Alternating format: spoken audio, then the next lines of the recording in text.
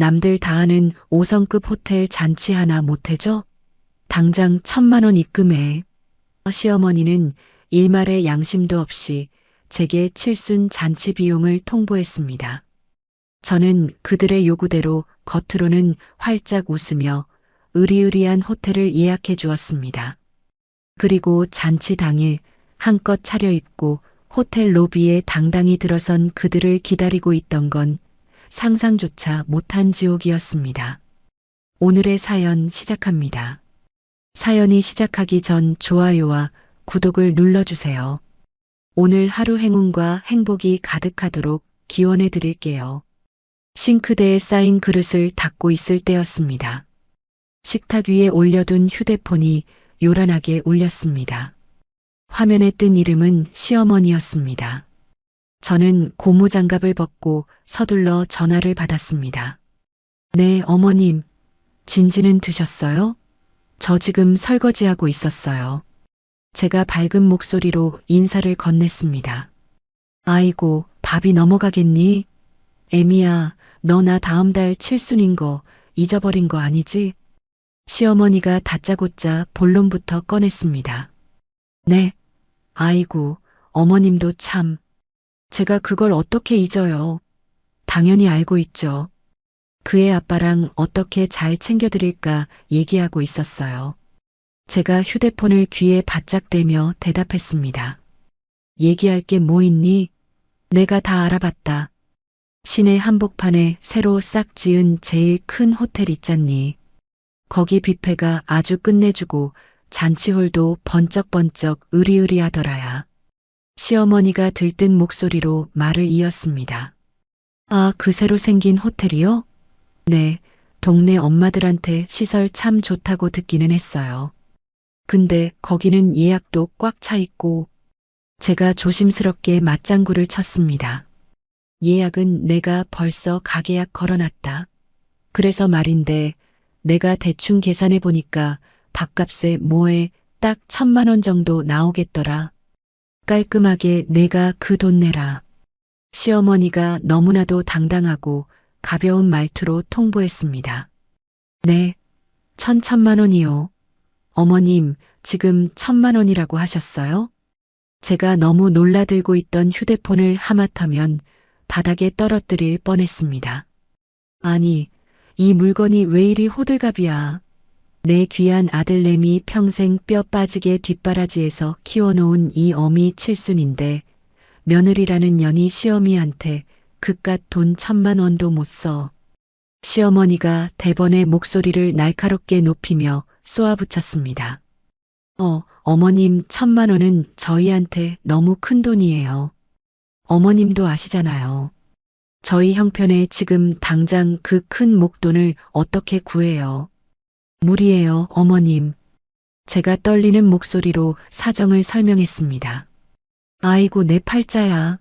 남들은 시어미 칠순이라고 없는 돈도 빚내서 호텔 잔치해 주는데 너는 무슨 혓바닥이 그렇게 길어.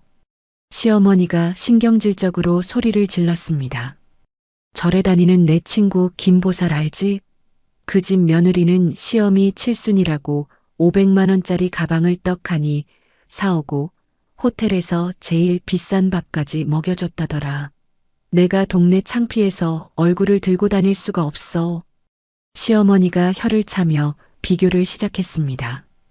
어머님 호텔은 진짜 너무 비싸서 안 돼요. 차라리 호텔 말고 근처에 아주 크고 반찬 잘 나오는 한정식집 있잖아요. 거기로 알아보면 어떨까요? 제가 어머님 친구분들 모시고 진짜 정성껏 대접할게요. 제가 어떻게든 상황을 무마해 보려고 부드럽게 제안했습니다. 시끄럽다. 됐어. 내 일가 친척들, 동네 사람들 다 부를 건데 그깟 동네 밥집에서 구질구질하게 밥을 먹여? 내가 내 체면이 있지. 나보고 그런 궁상맞은 꼴을 보이라고. 시어머니가 펄쩍 뛰며 화를 냈습니다. 어머님, 그래도 1,000만 원은 저희가 도저히 감당 못해요. 애 아빠 오면 제가 다시 잘 얘기해 볼게요. 제가 한숨을 삼키며 대답했습니다. 어디서 핑계를 대? 밖에서 돈 벌어오느라 피곤한 내 아들한테 그런 걸로 징징대지 마라. 너도 직장 다니면서 돈 벌잖아. 내 돈 뒀다 뭐 할래? 잔말 말고 당장 내일 나까지 내 통장으로 1,000만 원 싸라. 알았어. 시어머니가 일방적으로 자기 할 말만 쏟아내고는 전화를 뚝 끊어버렸습니다. 통화가 끊어진 휴대폰을 들고 저는 멍하니 식탁 앞에 서 있었습니다. 숨이 턱 막히고 가슴 한구석이 싸늘하게 식어가는 기분이 들었습니다. 저는 원래 남과 부딪히는 것을 싫어하는 성격이었습니다. 어릴 적부터 부모님 말씀에 순종하며 튀지 않게 무난하게만 살아왔습니다. 학창 시절에도 눈에 띄지 않는 평범한 학생이었고 직장에 들어가서도 묵묵히 제 할 일만 하는 회색 같은 사람이었죠. 남편을 만나 연애할 때도 저는 늘 남편의 의견에 맞춰주며 둥글둥글하게 관계를 유지했습니다. 하지만 시가 식구들은 저의 이런 선의와 양보를 늘 만만하게 여기고 당연한 권리처럼 착취했습니다. 특히 신우이와의 첫 만남은 아직도 제 마음에 깊은 상처로 남아 있습니다. 결혼을 앞두고 처음 시가 식구들과 밥을 먹는 자리였습니다. 약속 시간에 1시간이나 늦게 나타난 신우이는 미안한 기색 하나 없이 식당 문을 열고 들어왔습니다. 아유, 짜증나.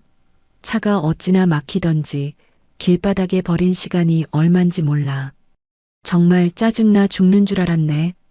신우이가 화려한 명품 가방을 의자에 툭 던지며 불평했습니다. 아, 아가씨 오셨어요. 차가 많이 막혔나 봐요. 오시느라 고생하셨어요. 제가 자리에서 일어나 억지로 웃음을 지으며 인사했습니다. 어머, 언니는 옷이 참 수수하시네요. 시장에서 사셨나? 우리 오빠 만날 때 맨날 그런 칙칙한 것만 입고 나와요? 신우이가 위아래로 저를 훑어보며 비웃듯 말했습니다. 저는 당황해서 입술만 달싹거렸습니다. 솔직히 말해봐요. 우리 오빠가 워낙 능력 있고 돈을 잘 버니까 언니도 뭐 떨어지는 거 있을까 싶어서 이렇게 막무가내로 급하게 결혼하자고 덤비는 거죠? 안 그래요? 신우이가 물수건으로 손을 닦으며 참으로 무례한 말을 내뱉었습니다. 아, 아가씨 어떻게 그런 말씀을 처음 뵙는 자리인데 말이 너무 심하시네요. 제가 얼굴이 붉어진 채로 간신히 한마디를 꺼냈습니다. 어머, 심하긴요. 있는 사실 그대로 말하는 건데 뭐 어때서요? 언니, 우리 집안이 워낙 잘 나가잖아요. 그쪽 수준에 맞추려면 언니도 그 촌스러운 꼴 좀 벗어던지고 노력 팍팍 하셔야겠어요. 알았죠? 신우이가 다리를 꼬고 턱을 치켜들며 저를 깔아뭉갰습니다. 그때 시어머니는 신우이의 무례한 행동을 말리기는커녕 흐뭇한 표정으로 바라보기만 했습니다. 아유, 제 말이 틀린 거 하나 없다. 우리 딸내미가 워낙 눈도 높고 세련돼서 하는 소리야. 내가 기분 나빠할 게 아니라 우리 딸한테 옷 입는 것도 좀 배우고 그래라. 시어머니가 물컵을 들어 마시며 제 속을 완전히 뒤집어 놓았습니다. 저는 그때 상을 업고 나가고 싶었지만 남편의 난처한 얼굴을 보고 꾹 참았습니다. 좋은 게 좋은 거라고 제가 한번 참고 넘어가면 평화로울 줄 알았습니다. 하지만 그건 제 인생 가장 큰 착각이었습니다.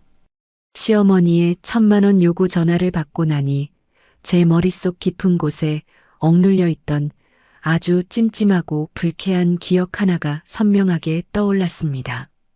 그것은 결혼 준비가 한창이던 시절 제 통장에서 감쪽같이 사라졌던 혼수 자금 3,000만 원에 대한 기억이었습니다.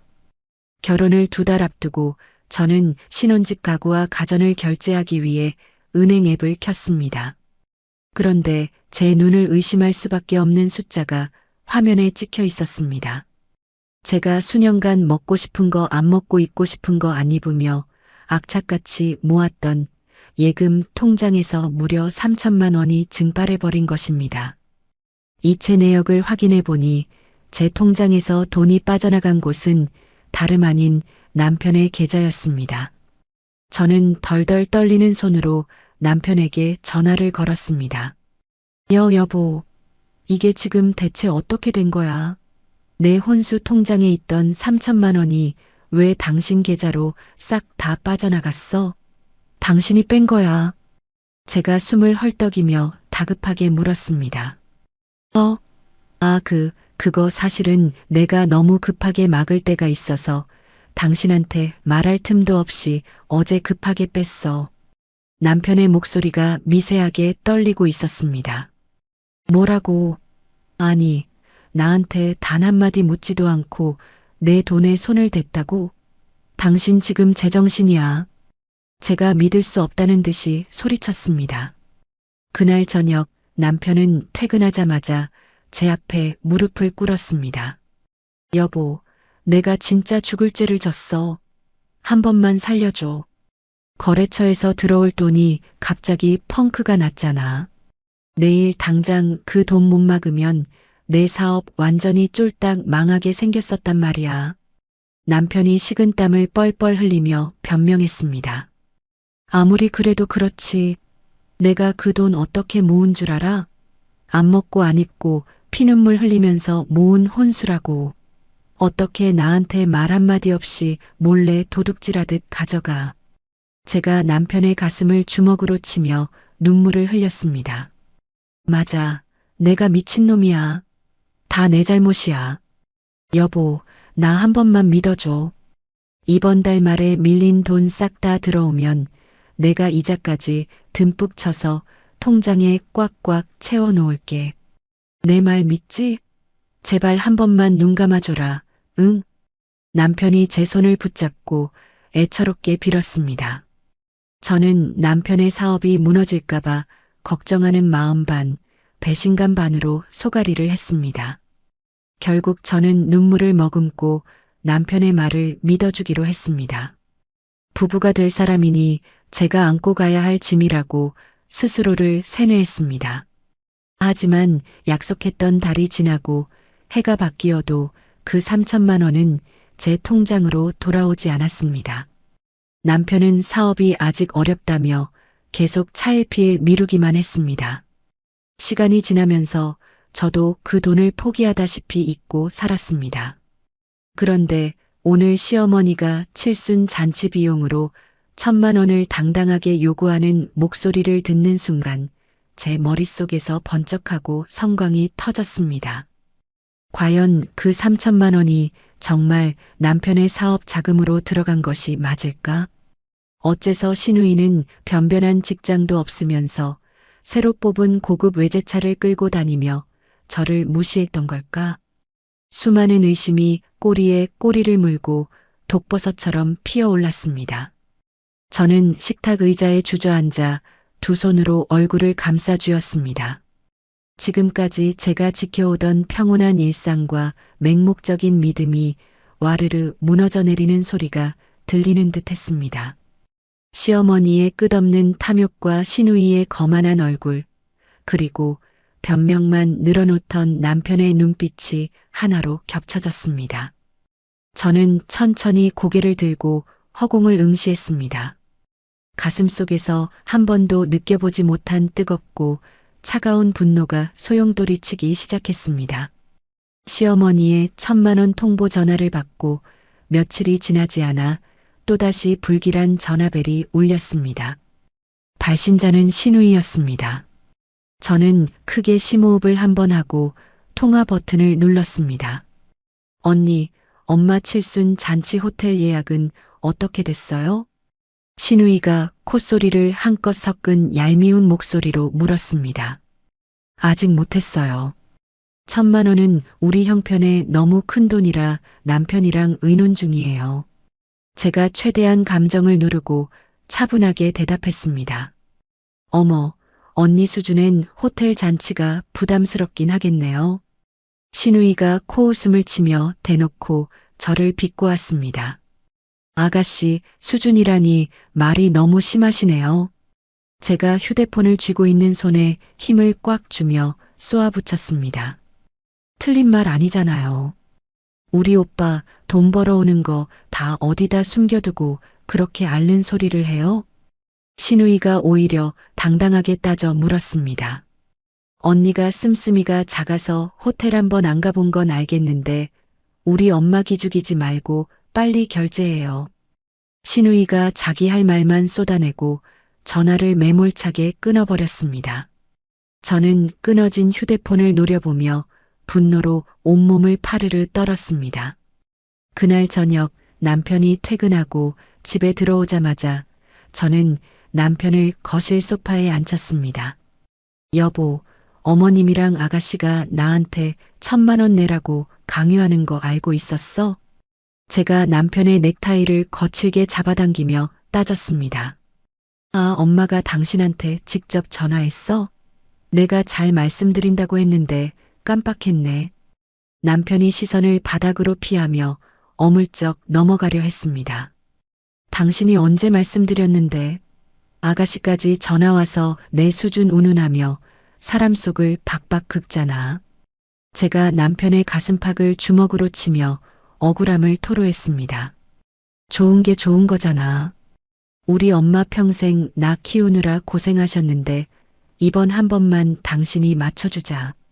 남편이 제 손을 신경질적으로 뿌리치며 목소리를 높였습니다. 당신 사업 자금 펑크 났다고 내 혼수 자금 3,000만 원 가져간 거 아직 이자 한 푼도 안 갚았잖아. 제가 눈에 불을 켜고 소리쳤습니다. 아, 옛날 이야기 좀 그만해. 내가 돈 안 벌어온대? 칠순 잔치 비용은 내가 마이너스 통장이라도 뚫어서 줄 테니까 그만 좀 닥달해. 남편이 겉옷을 소파에 집어 던지고 쿵쾅거리며 안방으로 들어가 버렸습니다. 남편의 무책임하고 회피하는 태도에 저는 억장이 무너져 내렸습니다. 그 주 주말 시가 식구들과 고깃집에서 저녁 식사 자리가 있었습니다. 시어머니는 식당에 도착해 자리에 앉자마자 호텔 예약은 했냐며 저를 닥달했습니다. 저는 고기를 불판에 올리며 대답 대신 애써 쓴웃음만 지었습니다. 약속 시간보다 30분이나 늦게 식당 문이 거칠게 열렸습니다. 신우이가 명품 선글라스를 머리에 얹고 요란한 발걸음으로 등장했습니다. 오빠 나왔어. 신우이가 자리에 앉기도 전에 가방에서 무언가를 꺼내 식탁 위로 툭 던졌습니다. 번쩍거리는 외제차 로고가 선명하게 박힌 스마트 키였습니다. 이게 뭐야? 너 차 바꿨어? 남편이 토끼 눈을 뜨고 차 키를 집어들며 깜짝 놀라 물었습니다. 응, 어제 출고됐어. 승차감이 아주 장난 아니야. 신우이가 어깨를 으쓱거리며 거드름을 피웠습니다.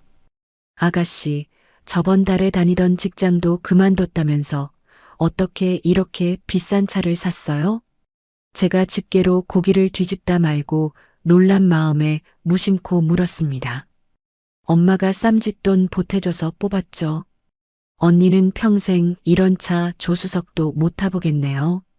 신우이가 저를 위아래로 훑어보며 비웃음을 날렸습니다. 우리 딸이 그동안 고생했으니까 엄마가 능력껏 보태준 거지.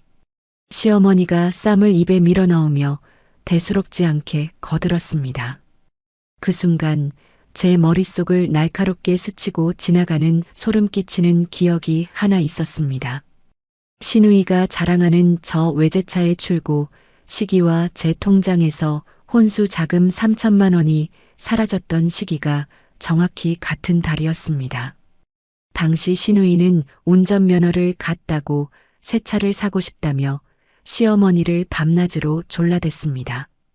그리고 며칠 지나지 않아 남편은 사업 자금이 급하다는 핑계로 제 돈을 싹 빼갔습니다. 저는 불판 위에서 타들어가는 고기를 보며 젓가락을 내려놓았습니다. 남편의 얼굴을 뚫어지게 쳐다보며 반응을 살폈습니다. 남편은 제 시선을 철저히 피하며 애써 고기만 우적우적 씹어 넘기고 있었습니다. 남편의 이마에 송글송글 맺힌 식은땀이 보였습니다. 식사를 마치고 집으로 돌아오는 차 안은 숨막히는 정적이 흘렀습니다. 여보, 아가씨 차 말이야. 계약할 때 선납금 엄청나게 많이 내야 하지 않아? 제가 운전대를 잡은 남편을 곁눈질하며 슬쩍 떠보았습니다. 내가 그걸 어떻게 알아? 엄마가 알아서 해주셨겠지. 남편이 앞만 뚫어지게 보며 퉁명스럽게 대답했습니다. 어머님이 무슨 돈이 있으셔서 백수 아가씨 차를 사주셔. 당신이 보태준 거 아니야? 제가 남편의 과민한 반응을 확인하기 위해 조금 더 날카롭게 찔렀습니다. 기익. 남편이 갑자기 도로 한가운데서 브레이크를 거칠게 밟았습니다. 안전벨트가 가슴을 강하게 조이며 몸이 앞으로 쏠렸습니다. 엄마가 평생 뼈 빠지게 모은 돈으로 사줬다잖아. 당신 지금 우리 집안 사람들 도둑 취급하며 취조해. 남편이 핸들을 주먹으로 내리치며 얼굴을 붉히고 소리를 질렀습니다. 내가 언제 도둑 취급했다고 그래. 그냥 가족이니까 물어본 거잖아. 제가 차창 밖으로 고개를 돌리며 차갑게 대꾸했습니다. 남편의 비정상적이고 과도한 방어 태도는 제 마음속 의심에 거대한 기름을 부었습니다. 그날 밤 남편이 안방 침대에서 코를 골며 깊이 잠든 것을 확인했습니다. 저는 발소리를 죽이며 조심스럽게 거실로 빠져나왔습니다. 차갑게 식은 거실 바닥을 맨발로 밟으며 남편의 서재로 들어갔습니다. 컴퓨터 본체의 전원 버튼을 누르자 우문거리는 기계음이 고요한 방안을 채웠습니다. 모니터 화면의 푸른빛이 제 긴장한 얼굴을 비쳤습니다. 저는 은행 홈페이지에 접속해 공인인증서 로그인 창을 띄웠습니다. 남편의 개인 계좌 이체 내역을 확인하려면 비밀번호 4자리가 필요했습니다. 저는 떨리는 손끝으로 남편의 생년월일을 키보드로 입력했습니다. 비밀번호가 일치하지 않습니다. 빨간색 경고 문구가 모니터 중앙에 날카롭게 떴습니다. 이번에는 제 생일과 우리 부부의 소중한 결혼기념일을 차례대로 눌렀습니다. 하지만 번번이 오류 메시지만 화면을 채웠습니다. 비밀번호 5의 오류 시 계좌가 잠깁니다. 화면의 경고 문구를 보며 목이 바짝바짝 타들어갔습니다. 남편이 평소에 어떤 숫자를 가장 중요하게 여겼을까? 저는 머리를 쥐어뜯으며 남편의 평소 행동을 절박하게 되짚어 보았습니다. 불현듯 식당에서 시누이가 차키를 던지며 남편에게 환하게 웃던 모습이 스쳐 지나갔습니다. 남편은 어릴 적부터 시누이를 끔찍하게 아끼고 챙겼습니다. 저는 깊은 심호흡을 한번 하고 키보드 숫자 패드에 다시 손을 올렸습니다. 시누이의 생년월일 4자리를 천천히 그리고 정확하게 눌렀습니다. 엔터키를 누르는 순간 화면이 부드럽게 넘어가며 남편의 전체 계좌 내역이 쏟아져 나왔습니다. 제 심장이 갈비뼈를 뚫고 튀어나올 것처럼 미친 듯이 쿵쾅거렸습니다. 남편에게 가장 중요한 숫자는 아내인 저의 생일이 아니라 시누이의 생일이었습니다. 저는 씁쓸한 배신감에 입술을 꽉 깨물며 마우스 휠을 아래로 굴렸습니다. 거래 내역을 한참 과거로 돌려 제가 결혼 준비로 한창 바쁘던 그 시기를 찾았습니다. 화면에 선명하게 찍힌 날짜와 거액의 숫자들이 제 눈을 잔인하게 찌르는 것 같았습니다.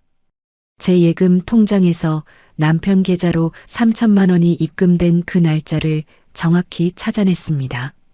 그리고 바로 다음 날 남편의 계좌에서 단돈 100원도 틀리지 않고 정확히 3천만 원이 어딘가로 빠져나갔습니다.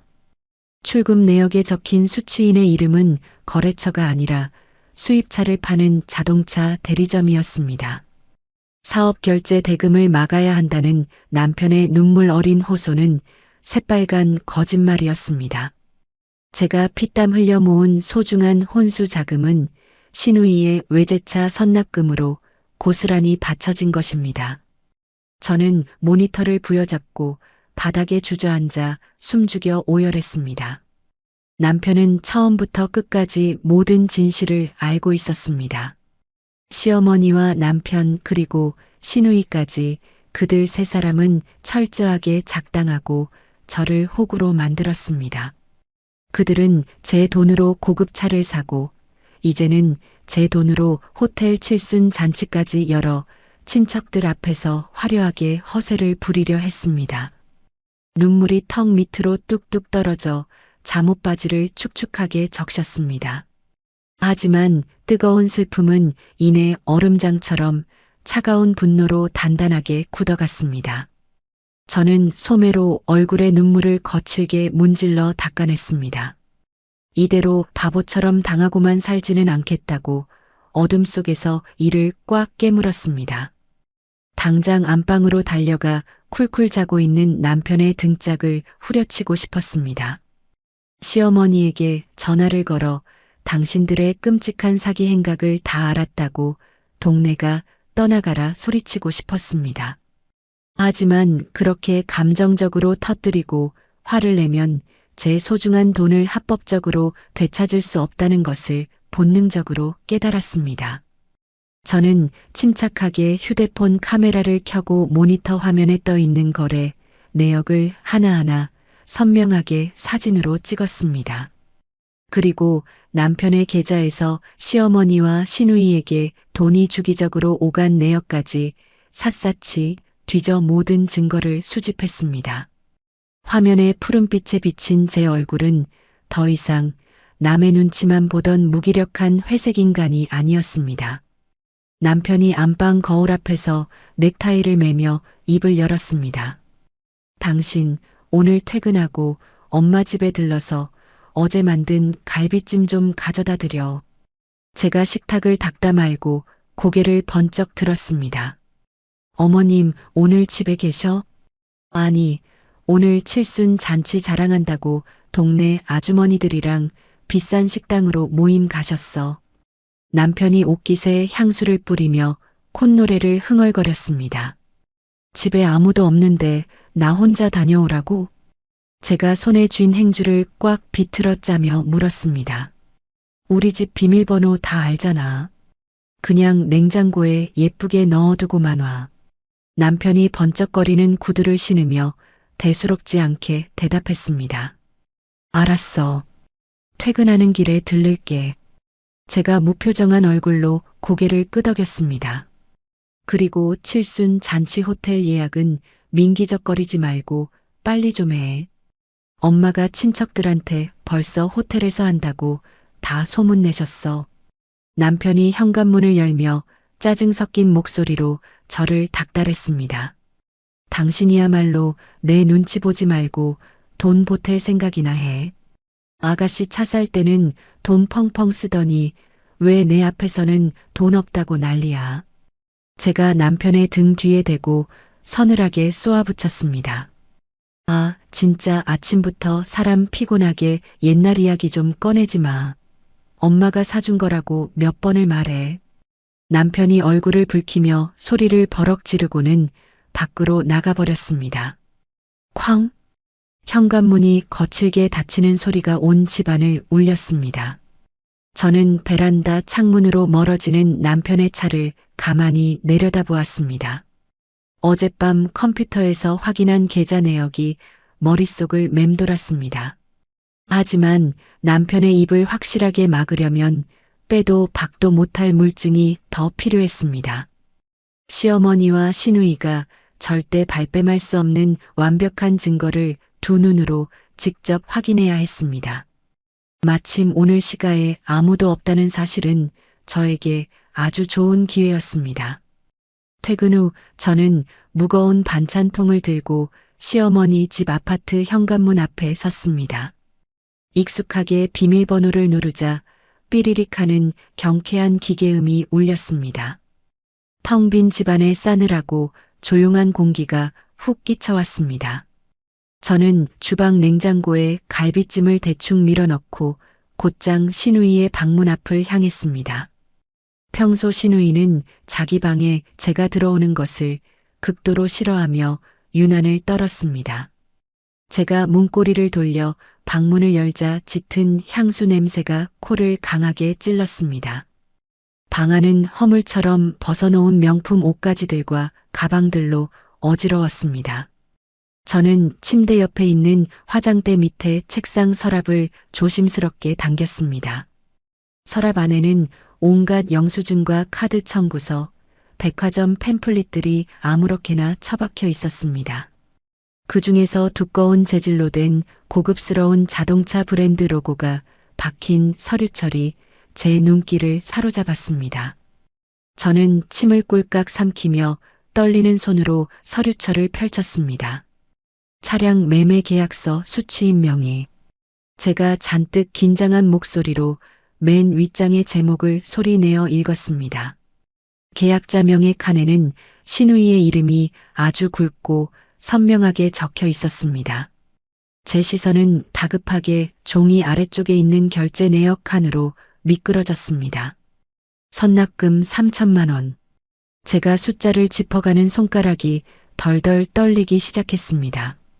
계약서 바로 뒷장에 스탬플러로 찍혀 있는 은행 입금 영수증을 확인한 순간 숨이 턱 막혔습니다. 입금자명에 적힌 이름은 시어머니가 아니었습니다. 입금자 내 이름이잖아. 제가 영수증을 눈앞으로 바짝 가져가며 비명처럼 중얼거렸습니다. 영수증에 찍힌 계좌번호 역시 제가 피땀 흘려 모았던 예금 통장 번호와 토씨 하나 틀리지 않고 정확히 일치했습니다. 어제 남편 컴퓨터에서 본 이체 내역은 새 발에 피었습니다. 남편이 제 돈을 빼서 자동차 대리점 법인 계좌로 입금할 때 입금자명을 아예 제 이름으로 싸버린 것입니다. 이렇게 명백하고 치명적인 증거를 책상 서랍에 버젓이 쓰레기처럼 방치해 두다니 기가 막혔습니다. 그들은 저를 의심조차 할 줄 모르는 완벽한 바보 천치호구로 여긴 것이 분명했습니다.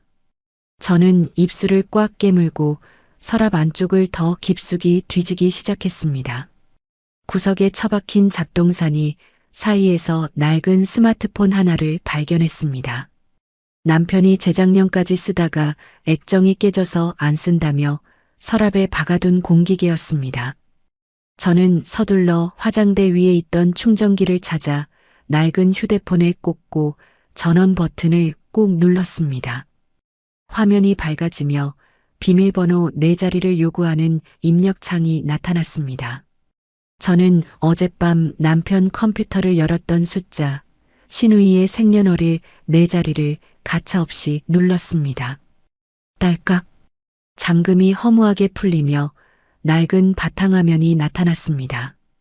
저는 곧바로 문자 메시지 보관함을 열고 제 통장에서 3천만 원이 감쪽같이 사라졌던 그 달의 날짜를 찾았습니다. 수많은 스팸 문자 사이로 시어머니와 남편이 주고받은 문자 메시지 창이 보였습니다. 창을 누르는 제 손바닥에 식은땀이 흥건하게 배어 나왔습니다. 화면에 뜬 대화 내용을 입 밖으로 소리내어 읽으며 저는 온몸의 치가 떨렸습니다. 애미야, 며느리가 결혼한다고 통장에 혼수 자금 모아둔 거 있지.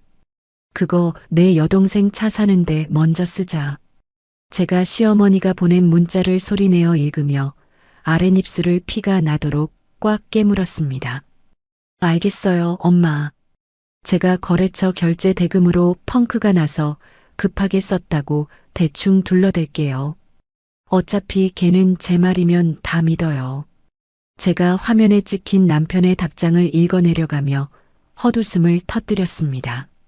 그래, 며느리 성격에 속상해도 무조건 참고 넘어갈 거다. 며느리가 알면 집안 시끄러워지니까 칠순 잔치 끝날 때까지 절대 모르게 입단속 잘해라. 제가 시어머니의 마지막 문장을 읽고는 휴대폰을 쥔 손에 핏대가 섰습니다. 어떻게 가족이라는 사람들이 어떻게 사람을 이렇게 철저하게 기만할 수가 있어. 제가 가슴을 퍽퍽 치며 참았던 눈물을 쏟아냈습니다. 남편은 땀을 뻘뻘 흘리며 당장 내일 사업이 망하게 생겼다며 제 앞에서 무릎을 꿇고 애처롭게 울었습니다. 그 눈물과 콧물, 호소하는 목소리까지 그 모든 것이 저를 속여 돈을 빼앗기 위한 철저하고 역겨운 연극이었습니다. 시어머니는 제 돈으로 자기 딸에게 외제차를 사주고는 저를 만날 때마다 옷차림이 수수하고 촌스럽다며 대놓고 무시하고 혀를 찼습니다. 저는 시누이의 방바닥에 주저앉아 무릎에 얼굴을 묻고 끄끄거리며 소리 없이 오열했습니다. 얼마나 바닥을 치며 울었을까. 갑자기 제 주머니에 있던 휴대폰이 요란하게 울리기 시작했습니다. 액정에 뜬 발신자는 시어머니였습니다.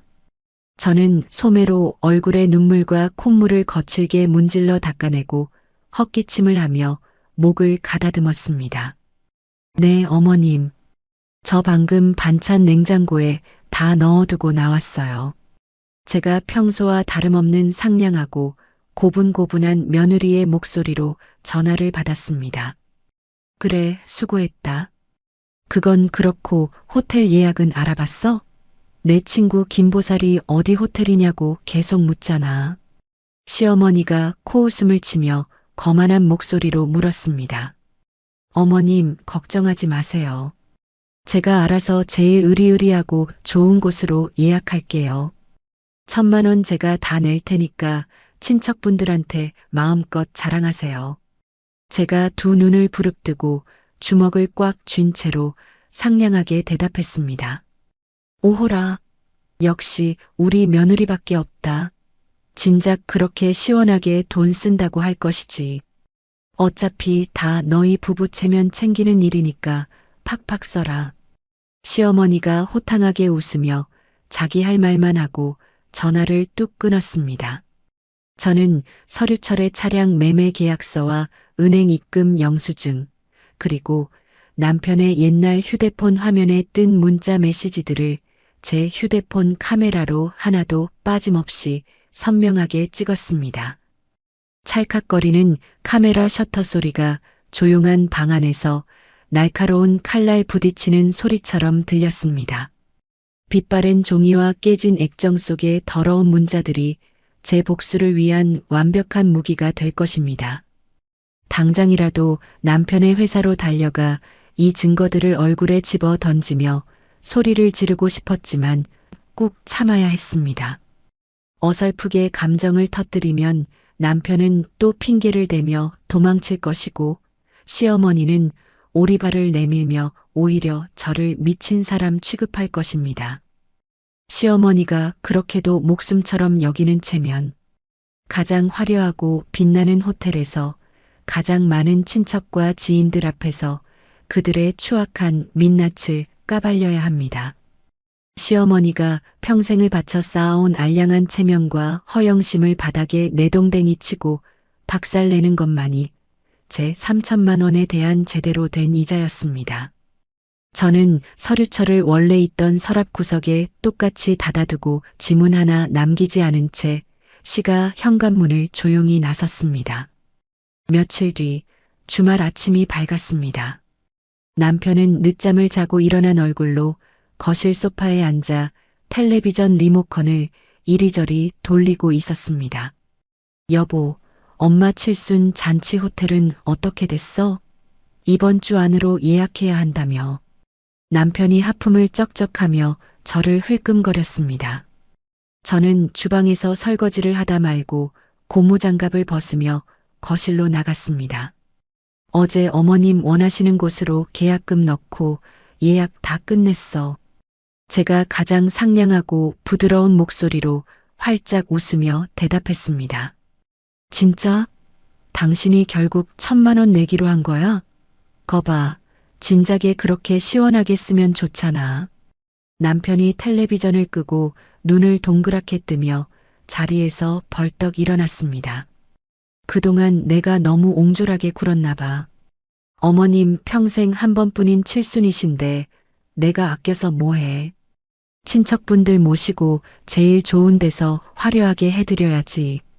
제가 남편의 어깨를 가볍게 주무르며 상냥하게 맞장구를 쳤습니다. 야, 역시 내 마누라 최고네. 엄마가 진짜 좋아하시겠다. 남편이 신이 나서 제 손을 덥석 잡고 아이처럼 좋아했습니다. 그날 오후 시어머니와 시누이가 우리 집으로 불쑥 찾아왔습니다. 양손에는 과일 바구니와 고기 세트가 들려 있었습니다. 애미야, 내가 드디어 철이 좀 들었나 보구나. 시어머니가 현관문을 열자마자 활짝 웃으며 제 어깨를 두드렸습니다. 언니, 진짜 그 5성급 호텔 예약한 거 맞아요? 언니 수준에 무리한 거 아니고요? 시누이가 과일 바구니를 식탁에 툭 올려놓으며 여전히 얄밉게 물었습니다. 아가씨, 걱정하지 마세요. 어머님 잔치인데 제가 어련히 알아서 최고급으로 모셨을까요? 제가 억지로 입꼬리를 끌어올리며 시누이의 가방을 받아들었습니다. 이것 봐라. 내가 기강 좀 잡으면 우리 며느리가 이렇게 알아서 잘 모신다니까. 너희 부부 체면도 살고 내 체면도 살고 얼마나 좋니? 시어머니가 소파에 털썩 주저앉아 콧노래를 흥얼거렸습니다. 맞아, 엄마. 나도 내 친구들한테 우리 새언니가 호텔 통째로 빌렸다고 엄청 자랑했어. 시누이가 휴대폰을 꺼내 누군가와 통화하는 신용을 하며 깔깔거렸습니다. 저는 시어머니와 시누이가 뿜어내는 허영심 가득한 콧방귀를 들이마시며 조용히 주방으로 가차를 내왔습니다. 시어머니는 벌써부터 칠순 잔치 때 입을 한복과 화장법을 시누이와 열띠게 의논하고 있었습니다. 엄마, 그날 내가 새로 뽑은 차 타고 호텔 입구에 쫙 내리면 다들 기죽어서 쳐다볼걸? 시누이가 찻잔을 들며 한껏 거드름을 피웠습니다. 당연하지. 내 귀한 딸이 외제차 끌고 내리는데 친척년들이 배가 아파서 대굴대굴 구를 거다. 시어머니가 시누이의 허벅지를 찰싹 때리며 통쾌하게 웃었습니다. 저는 그 역겨운 대화를 묵묵히 들으며 머릿속으로 제가 세워둔 치밀한 계획을 다시 한번 점검했습니다. 사실 제가 예약한 호텔은 5성급 호텔이 맞았습니다. 하지만 저는 이미 어제 저녁에 그 호텔에 전화를 걸어 최소한의 위약금만 물고 예약을 전면 취소해버린 상태였습니다. 시어머니의 휴대폰으로는 호텔 측에서 보낸 가짜 예약 확인 문자를 교묘하게 조작해서 전송해 두었습니다. 어설프게 의심을 사지 않으려면 그들이 가장 행복하고 안심할 수 있는 가짜 초대장을 만들어야 했습니다. 저는 방으로 들어가 컴퓨터를 켜고 화려한 금박 장식이 들어간 고급스러운 모바일 초대장을 만들었습니다. 초대장 상단에는 시어머니가 그토록 원하던 5성급 호텔의 이름과 으리으리한 로비 사진을 큼지막하게 넣었습니다. 어머님, 제가 만든 초대장 어때요? 이거 친척분들이랑 친구분들한테 다 돌리세요. 제가 완성된 초대장을 시어머니의 휴대폰으로 전송하며 물었습니다. 어머머, 이거 진짜 고급스럽다.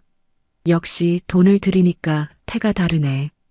시어머니가 초대장을 보고는 입이 귀에 걸리도록 좋아하며 즉시 단톡방에 뿌리기 시작했습니다.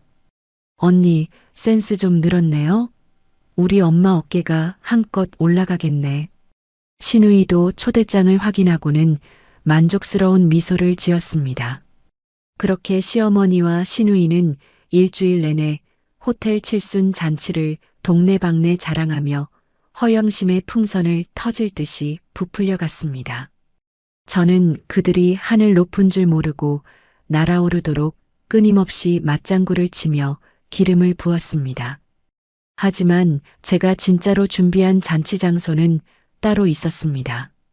저는 시어머니 몰래 시가의 진짜 친척 어른들과 남편의 지인들에게만 일일이 개인적으로 전화를 돌렸습니다. 아이고, 작은 어머니. 이번 어머님 칠순 잔치 말인데요. 어머님이 호텔은 너무 사치스럽고 부담스럽다고 극구 말리셔서요.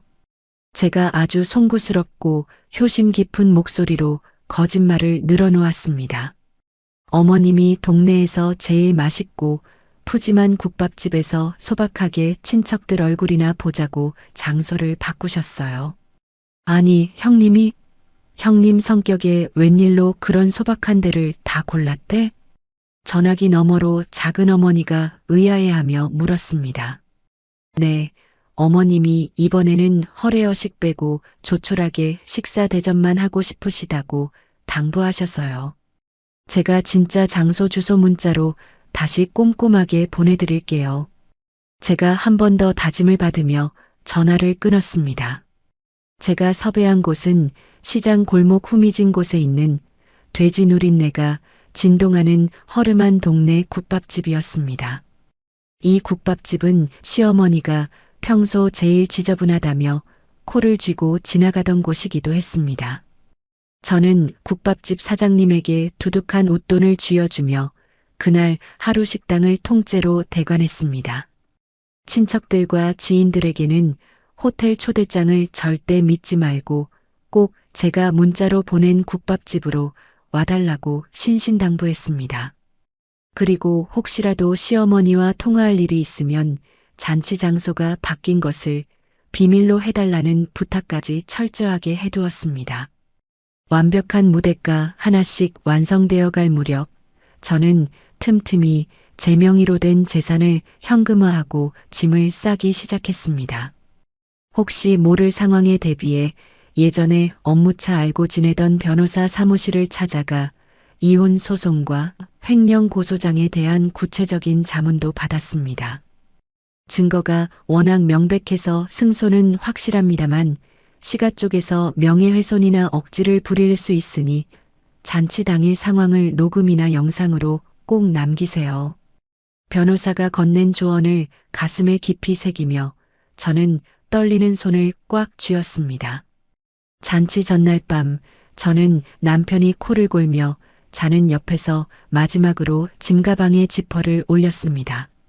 안방 화장대 서랍 깊숙한 곳에 고이 모셔둔 서류 봉투 안에는 내일 터뜨릴 치명적인 무기들이 가지런히 담겨 있었습니다.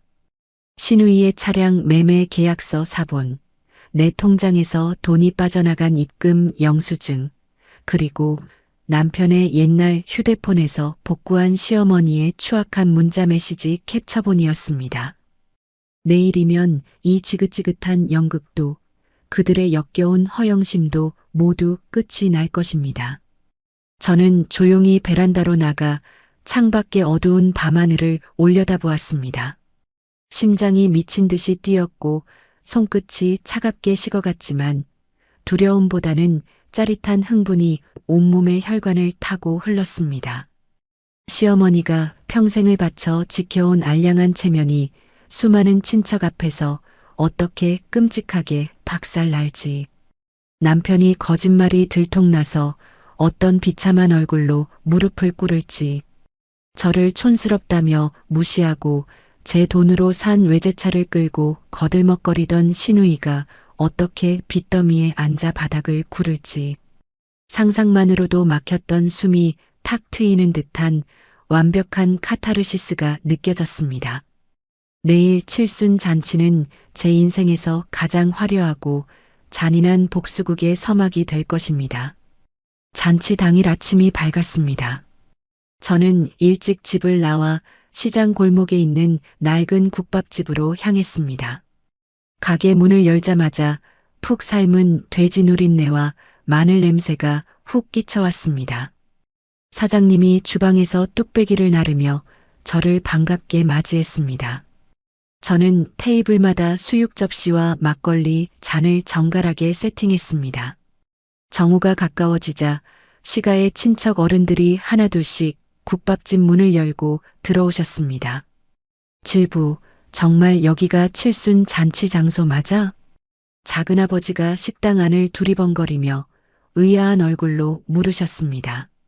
네, 작은아버님. 어머님이 거칠에 싹 빼고 소박하게 밥이나 먹자고 신신당부하셨어요. 제가 작은아버지의 외투를 받아들며 살갑게 대답했습니다. 아니, 우리 형님 성격에 이런 허름한 식당을 고르다니 해가 서쪽에서 뜨겠네. 고모가 수육 한 점을 젓가락으로 집어들며 고개를 갸웃거렸습니다. 어머님이 이번에는 가족들끼리 오붓하게 국밥 한 그릇 나누는 게 진짜 잔치라고 하셨거든요. 제가 친척들 빈잔에 막걸리를 가득 채워드리며 능청스럽게 거짓말을 했습니다. 친척들은 제 말을 믿고 왁자지껄하게 웃으며 식사를 시작했습니다. 그때 제 앞치마 주머니 속에서 휴대폰이 미친 듯이 진동하기 시작했습니다. 화면을 꺼내보니 시어머니라는 글자가 시뻘겋게 번쩍거리고 있었습니다. 전화가 끊어지면 곧바로 신우이의 번호가 떴고 그 다음에는 남편의 번호가 연달아 화면을 채웠습니다. 저는 화면의 수신 거부 버튼을 가볍게 누르고 휴대폰을 식탁 구석에 엎어두었습니다. 지금쯤 그들은 한껏 차려입고 5성급 호텔 로비에 서 있을 것입니다. 화려한 한복을 입고 명품 가방을 든 채 친척들을 맞이하려다 예약이 전면 취소되었다는 직원의 청천벽력 같은 안내를 듣고 사색이 되었을 그들의 표정이 눈앞에 훤히 그려졌습니다. 저는 속으로 쾌재를 부르며 차분하게 수육을 씹어 삼켰습니다. 1시간쯤 지났을 무렵이었습니다. 쾅! 국밥집 미닫이 문이 부서질 듯 거칠게 열렸습니다. 식당 안의 모든 친척이 젓가락을 내려놓고 일제히 문 쪽을 쳐다봤습니다. 문 앞에는 시어머니와 시누이 그리고 남편이 씩씩거리며 서 있었습니다. 미용실에서 잔뜩 부풀린 시어머니의 머리는 헝클어져 있었고 화려한 금박 한복 치마는 바닥에 끌려 흙먼지가 묻어 있었습니다. 시누이는 선글라스를 빗뚤게 쓴 채 손에 든 명품 가방을 부들부들 떨고 있었습니다. 너 인연, 내 전화 왜 안 받아? 시어머니가 눈을 희번덕거리며 식당 바닥을 쿵쿵 구르며 들어왔습니다. 어머님 오셨어요. 차가 많이 막혔나 봐요. 제가 자리에서 천천히 일어나며 아주 평온한 목소리로 인사했습니다. 호텔 직원이 예약 취소됐다고 하더라. 내가 감히 나를 감쪽같이 속여. 시어머니가 제 앞으로 돌진하며 삿대질을 해댔습니다. 엄마, 창피하게 왜 이래?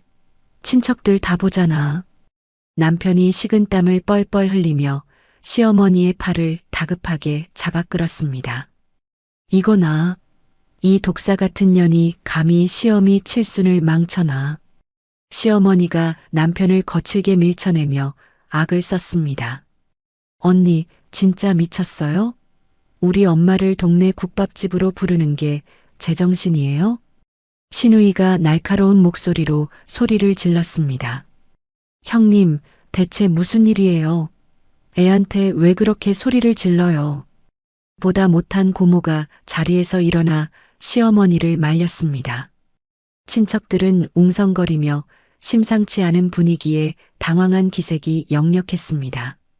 저는 가방에서 두툼한 서류 봉투를 꺼내 테이블 한가운데로 걸어갔습니다.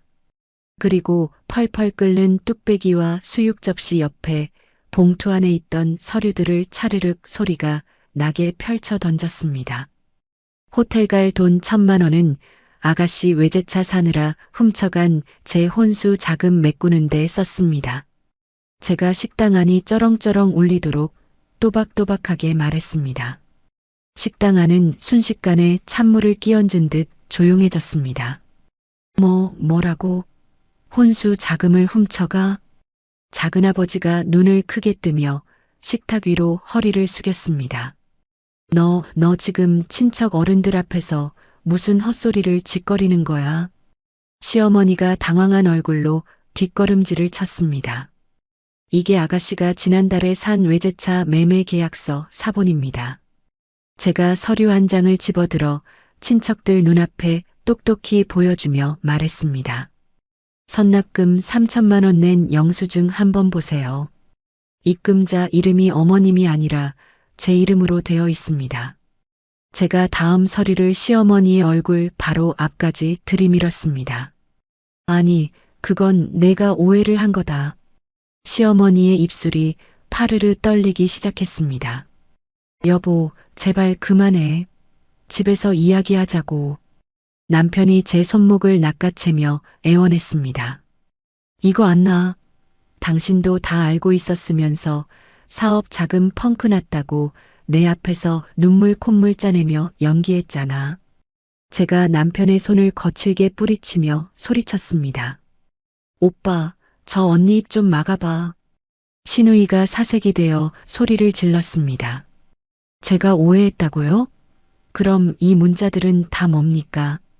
제가 남편의 옛날 휴대폰에서 복구한 문자 메시지 캡처본을 허공에 흩뿌렸습니다. 하얀 종이들이 펄럭이며 친척들 발밑으로 떨어졌습니다.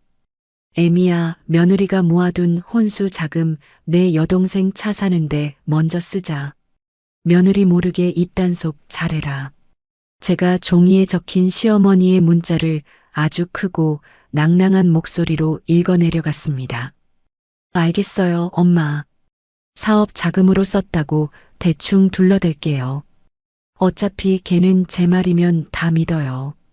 제가 남편의 답장까지 끝까지 다 읽고 나서 남편을 차갑게 노려보았습니다. 친척들은 바닥에 떨어진 종이를 주워들고 경악을 금치 못했습니다. 아이고, 형님. 며느리 피 같은 돈을 빼돌려서 딸년차를 사줘. 고모가 가슴을 치며 시어머니를 향해 소리를 질렀습니다. 형수님, 명색이 어른인데 어떻게 애들 상대로 사기극을 벌입니까? 작은아버지도 혀를 차며 무섭게 화를 냈습니다. 시어머니는 수많은 친척의 경멸 어린 시선과 질타를 온몸으로 받으며 얼굴이 흙빛으로 변했습니다. 항상 꼿꼿하던 고개가 힘없이 꺾이고 다리가 풀리는지 비틀거렸습니다.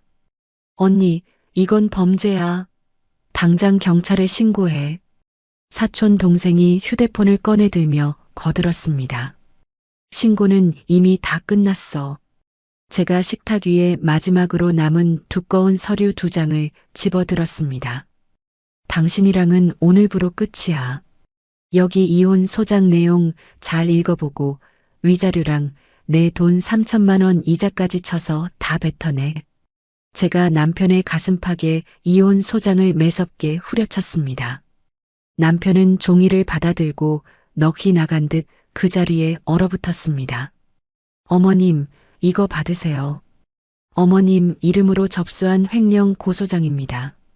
제가 고소장을 시어머니의 발밑에 차갑게 던졌습니다. 경찰서에서 출석 요구서 날아오면 칠순 기념으로 곱게 한복 입고 조사 잘 받으세요. 제가 턱을 치켜들고 시어머니를 똑바로 내려다보며 말했습니다. 시어머니는 바닥에 떨어진 고소장과 저를 번갈아 보더니 갑자기 숨을 헐떡거리기 시작했습니다. 아이고, 내 팔자야, 저 독사 같은 년이 나를 죽이네. 시어머니가 가슴을 쥐어뜯으며 그 자리에 털썩 주저앉았습니다. 그리고는 눈을 하얗게 뒤집으며 입에 거품을 물고 뻣뻣하게 쓰러졌습니다. 엄마 정신 좀 차려봐. 신우이가 명품 가방을 내팽개치고 시어머니에게 달려가 울부짖었습니다. 여보, 엄마가 숨을 안 쉬어. 빨리 119 좀 불러줘. 남편이 쓰러진 시어머니를 안고 짐승처럼 울부짖으며 저에게 손을 뻗었습니다. 저는 남편의 구차한 손길을 피하며 한 걸음 뒤로 물러섰습니다. 119는 당신 동생이 부르겠지. 나는 이만 가볼 테니까 가족들끼리 오붓한 시간 보내. 제가 식탁에 올려둔 가방을 어깨에 매며 아주 건조하게 말했습니다.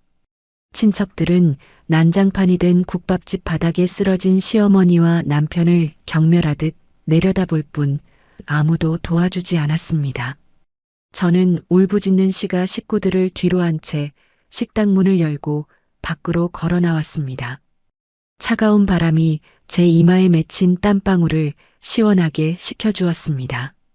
그동안 가슴속을 무겁게 짓누르던 답답한 체증이 뻥 뚫리며 날아갈 듯한 카타르시스가 온몸을 감쌌습니다. 하늘은 구름 한 점 없이 맑고 푸르렀습니다. 제 인생의 새로운 첫날이 완벽하게 열리는 기분이었습니다. 국밥집 잔치가 끝나고 3일이 지났습니다. 저는 거실 소파에 앉아 짐을 정리하며 휴대폰 화면을 들여다보았습니다. 갑자기 화면 위로 알림창이 쉴 새 없이 번쩍거렸습니다. 제가 아직 빠져나오지 않은 시가 친척들의 단체 대화방이었습니다. 대화방에는 시어머니가 올린 사진 한 장이 큼지막하게 떠 있었습니다. 환자복을 입고 팔에 수액 바늘을 꽂은 채 병상에 누워있는 시어머니의 헬쑥한 모습이었습니다. 저 독사 같은 며느리가 돈에 미쳐서 늙은 어미를 죽이려고 했습니다. 시어머니가 사진 아래에 억울함을 호소하는 긴 글을 덧붙였습니다. 우리 엄마가 충격으로 응급실에 실려왔는데 저 여자는 피도 눈물도 없어요. 시누이가 시어머니의 글에 맞장구를 치며 도끼 어린 문자를 보냈습니다.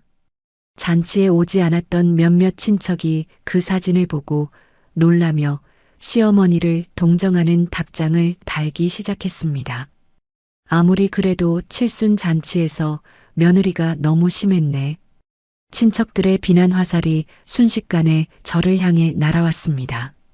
저는 헛웃음을 터뜨리며 단체 대화방에 나가기 버튼을 미련 없이 눌렀습니다. 그때 초인종 소리가 고요한 거실을 날카롭게 갈랐습니다. 문을 열어보니 우체부 아저씨가 두꺼운 등기 우편 하나를 내밀었습니다. 봉투 겉면에는 시어머니의 이름과 붉은 도장이 선명하게 찍혀 있었습니다. 저는 떨리는 손으로 봉투를 뜯어 안에 종이를 펼쳤습니다. 내용 증명이라는 굵은 글씨 아래에는 뻔뻔하기 짝이 없는 협박 문구가 가득했습니다. 제가 거짓말로 가족의 명예를 훼손하고 늙은 시어머니를 학대했다는 터무니없는 주장이었습니다. 당장 이혼 소장과 고소장을 취하하지 않으면 저를 명예훼손과 노인 학대로 맞고소하겠다는 내용이 적혀 있었습니다. 종이를 쥔 제 손끝이 차갑게 식었습니다. 그들은 자신들의 죄를 반성하기는커녕 도리어 저를 가해자로 몰아가고 있었습니다. 그날 저녁이었습니다. 현관문 비밀번호를 누르는 거친 소리가 나더니 남편이 씩씩거리며 집 안으로 들어왔습니다.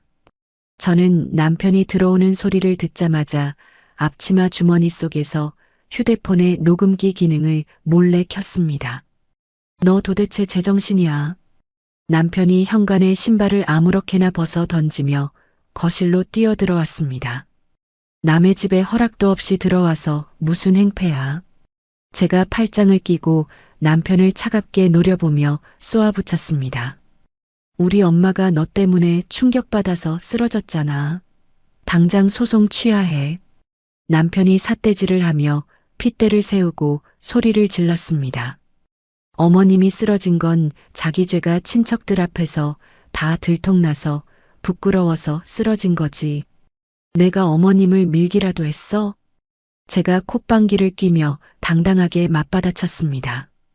그래도 가족인데 동네방네 다 떠벌려야 내 속이 시원해. 너 완전 미친 여자야. 남편이 거실 탁자를 주먹으로 쾅 내리치며 악을 썼습니다. 미친 건 내 돈 훔쳐서 외제차 사고 뻔뻔하게 호텔 잔치 열려고 했던 당신 가족들이지. 제가 눈을 똑바로 뜨고 남편의 가슴을 손가락으로 찌르며 경고했습니다. 그리고 이혼? 꿈도 꾸지 마. 내 집이랑 내 재산에서 단 한 푼도 너한테 못 줘. 남편이 제 손을 거칠게 쳐내며 이빨을 드러내고 으르렁거렸습니다. 내가 억지 부리면서 가정 파탄 낸 거니까 내가 오히려 나한테 위자료를 물어내야 해. 남편이 적반하장으로 나오며 억지를 부렸습니다. 당신이 빼돌린 내 혼수 자금 3천만 원 갚기 전에는 소송 절대 안 끝내. 제가 한치도 물러서지 않고 차가운 목소리로 대답했습니다. 법대로 해봐. 누가 이기나 보자. 내가 널 사회에서 완전히 매장해 버릴 테니까. 남편이 탁자 위에 있던 물컵을 바닥으로 집어 던지고는 뒤도 돌아보지 않고 밖으로 나갔습니다. 유리 파편이 거실 바닥에 요란하게 흩어졌습니다. 현관문이 닫히자마자 저는 주머니에서 휴대폰을 꺼내 방금 닫힌 녹음 파일을 안전하게 저장했습니다. 심장이 쿵쾅거렸지만 이 녹음 파일이 나중에 남편의 목을 조를 확실한 증거가 될 것임을 확신했습니다. 다음 날 아침 무거운 발걸음으로 직장에 출근했습니다. 사무실 문을 열고 들어가자 동료들이 삼삼오오 모여 수군거렸습니다. 제가 자리에 앉자 옆자리에 김 대리가 조심스럽게 다가왔습니다. 혹시 인터넷 게시판에 올라온 글 봤어요? 김 대리가 제 눈치를 살피며 자신의 휴대폰 화면을 저에게 내밀었습니다. 화면에는 사람들이 가장 많이 보는 유명한 인터넷 게시판에 글이 떠 있었습니다. 제목은 아주 자극적이고 악의적이었습니다. 돈에 미친 며느리가 우리 엄마 칠순 잔치를 지옥으로 만들었습니다. 글쓴이의 이름은 가려져 있었지만 문체와 내용은 영락없는 시누이였습니다. 시누이는 제가 시어머니의 돈을 빌린 것을 훔쳤다고 오해하고 칠순 잔치를 망친 미친 여자라고 글을 적었습니다. 늙고 병든 시어머니를 더러운 국밥집으로 불러내 온갖 모욕을 주고 쓰러지게 만들었다는 새빨간 거짓말이 구구절절 이어졌습니다. 더 끔찍한 것은 글의 마지막에 제 직장 이름과 제 이름의 일부를 교묘하게 흘려놓았다는 점입니다. 게시글 아래에는 저를 욕하고 비난하는 수천 개의 댓글이 줄을 이었습니다. 세상에 어떻게 저런 악독한 며느리가 다 있냐. 저런 여자는 당장 직장에서 잘라야 한다. 악플들을 읽어내려가는 제 손끝이 덜덜 떨렸습니다. 그때 부장님이 굳은 얼굴로 사무실을 가로질러 오더니 저를 불렀습니다. 지금 회사 안내실로 당신을 비난하는 이상한 항해 전화가 계속 옵니다. 부장님이 회의실 문을 닫으며 심각한 목소리로 저를 추궁했습니다. 죄송합니다. 가족 간의 일인데 시누이가 앙심을 품고 악의적인 거짓 글을 올렸습니다. 제가 고개를 숙이며 억울한 마음을 누르고 사정을 설명했습니다. 개인적인 일로 회사 이미지에 타격을 주면 곤란합니다. 빠른 시일 내에 원만하게 해결하세요. 부장님이 차가운 눈빛으로 저를 질책하고는 회의실을 나갔습니다. 혼자 남은 저는 텅 빈 회의실 의자에 주저앉았습니다. 직장 동료들의 싸늘한 시선과 인터넷의 악플들이 날카로운 화살이 되어 제 가슴에 꽂혔습니다. 제가 잘못한 것은 하나도 없는데 왜 제가 이런 수모를 겪어야 하는지 억울함에 눈물이 핑 돌았습니다. 그래도 가족인데 국밥집 폭로는 너무 심했지. 저를 잘 알던 지인들조차 등 뒤에서 저를 비난하며 슬금슬금 피하기 시작했습니다. 세상에 저 혼자 덩그러니 남겨진 것 같은 지독한 고립감이 밀려왔습니다. 시간은 친척들의 동정 여론을 등에 업고 저를 사회적으로 완전히 매장하려 들었습니다. 두려움과 극도의 피로감이 제 어깨를 무겁게 짓눌렀습니다. 하지만 저는 눈물을 거칠게 닦아내고 두 주먹을 불끈 쥐었습니다. 과거처럼 꾹 참고 방구석에 숨어 지내는 무기력한 회색 인간으로 돌아가지는 않을 것입니다. 그들이 진흙탕 싸움을 원한다면 기꺼이 진흙탕에 뛰어들어 그들의 추악한 밑바닥까지 모조리 파헤쳐줄 생각입니다. 저에게는 아직 그들의 숨통을 완벽하게 끊어놓을 결정적인 무기들이 남아 있었습니다. 국밥집 잔치가 끝나고 3일이 지났습니다. 저는 거실 소파에 앉아 짐을 정리하며 휴대폰 화면을 들여다보았습니다. 갑자기 화면 위로 알림창이 쉴 새 없이 번쩍거렸습니다. 제가 아직 빠져나오지 않은 시가 친척들의 단체 대화방이었습니다. 대화방에는 시어머니가 올린 사진 한 장이 큼지막하게 떠 있었습니다. 환자복을 입고 팔에 수액 바늘을 꽂은 채 병상에 누워있는 시어머니의 헬쑥한 모습이었습니다. 저 독사 같은 며느리가 돈에 미쳐서 늙은 어미를 죽이려고 했습니다. 시어머니가 사진 아래에 억울함을 호소하는 긴 글을 덧붙였습니다. 우리 엄마가 충격으로 응급실에 실려왔는데 저 여자는 피도 눈물도 없어요. 신우이가 시어머니의 글에 맞장구를 치며 돕기 어린 문자를 보냈습니다. 잔치에 오지 않았던 몇몇 친척이 그 사진을 보고 놀라며 시어머니를 동정하는 답장을 달기 시작했습니다. 아무리 그래도 칠순 잔치에서 며느리가 너무 심했네. 친척들의 비난 화살이 순식간에 저를 향해 날아왔습니다. 저는 헛웃음을 터뜨리며 단체 대화방에 나가기 버튼을 미련 없이 눌렀습니다. 그때 초인종 소리가 고요한 거실을 날카롭게 갈랐습니다. 문을 열어보니 우체부 아저씨가 두꺼운 등기 우편 하나를 내밀었습니다. 봉투 겉면에는 시어머니의 이름과 붉은 도장이 선명하게 찍혀 있었습니다. 저는 떨리는 손으로 봉투를 뜯어 안에 종이를 펼쳤습니다. 내용 증명이라는 굵은 글씨 아래에는 뻔뻔하기 짝이 없는 협박 문구가 가득했습니다. 제가 거짓말로 가족의 명예를 훼손하고 늙은 시어머니를 학대했다는 터무니없는 주장이었습니다. 당장 이혼 소장과 고소장을 취하하지 않으면 저를 명예훼손과 노인 학대로 맞고소하겠다는 내용이 적혀 있었습니다. 종이를 쥔 제 손끝이 차갑게 식었습니다. 그들은 자신들의 죄를 반성하기는커녕 도리어 저를 가해자로 몰아가고 있었습니다. 그날 저녁이었습니다. 현관문 비밀번호를 누르는 거친 소리가 나더니 남편이 씩씩거리며 집 안으로 들어왔습니다. 저는 남편이 들어오는 소리를 듣자마자 앞치마 주머니 속에서 휴대폰의 녹음기 기능을 몰래 켰습니다. 너 도대체 제정신이야? 남편이 현관에 신발을 아무렇게나 벗어 던지며 거실로 뛰어들어왔습니다. 남의 집에 허락도 없이 들어와서 무슨 행패야? 제가 팔짱을 끼고 남편을 차갑게 노려보며 쏘아붙였습니다. 우리 엄마가 너 때문에 충격받아서 쓰러졌잖아. 당장 소송 취하해. 남편이 삿대질을 하며 핏대를 세우고 소리를 질렀습니다. 어머님이 쓰러진 건 자기 죄가 친척들 앞에서 다 들통나서 부끄러워서 쓰러진 거지. 내가 어머님을 밀기라도 했어? 제가 콧방귀를 뀌며 당당하게 맞받아쳤습니다. 그래도 가족인데 동네방네 다 떠벌려야 내 속이 시원해. 너 완전 미친 여자야.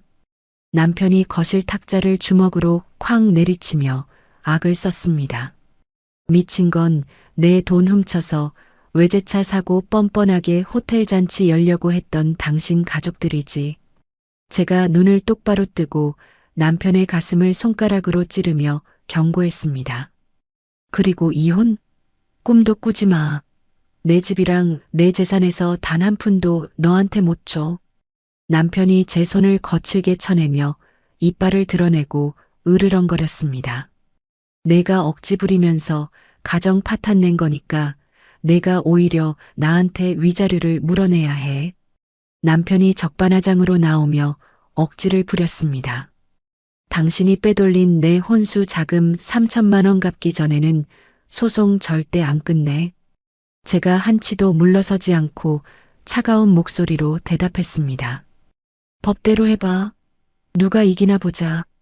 내가 널 사회에서 완전히 매장해 버릴 테니까.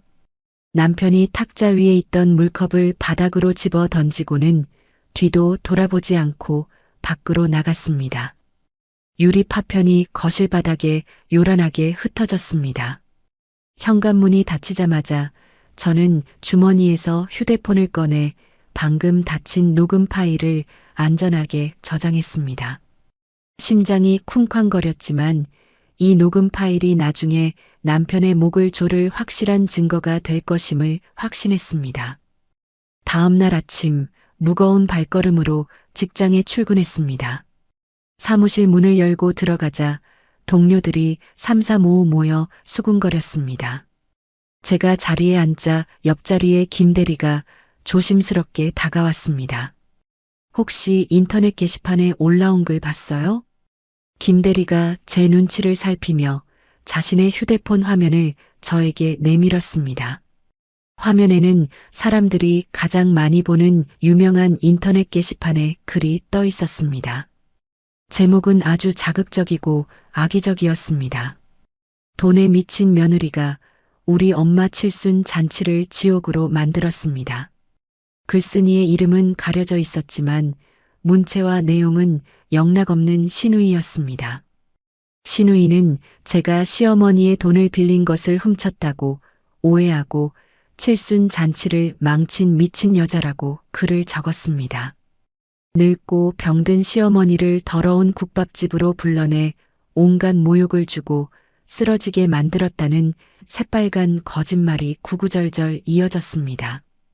더 끔찍한 것은 글의 마지막에 제 직장 이름과 제 이름의 일부를 교묘하게 흘려놓았다는 점입니다. 게시글 아래에는 저를 욕하고 비난하는 수천 개의 댓글이 줄을 이었습니다. 세상에 어떻게 저런 악독한 며느리가 다 있냐. 저런 여자는 당장 직장에서 잘라야 한다. 악플들을 읽어내려가는 제 손끝이 덜덜 떨렸습니다. 그때 부장님이 굳은 얼굴로 사무실을 가로질러 오더니 저를 불렀습니다. 지금 회사 안내실로 당신을 비난하는 이상한 항해 전화가 계속 옵니다. 부장님이 회의실 문을 닫으며 심각한 목소리로 저를 추궁했습니다. 죄송합니다. 가족 간의 일인데 시누이가 앙심을 품고 악의적인 거짓 글을 올렸습니다. 제가 고개를 숙이며 억울한 마음을 누르고 사정을 설명했습니다. 개인적인 일로 회사 이미지에 타격을 주면 곤란합니다. 빠른 시일 내에 원만하게 해결하세요.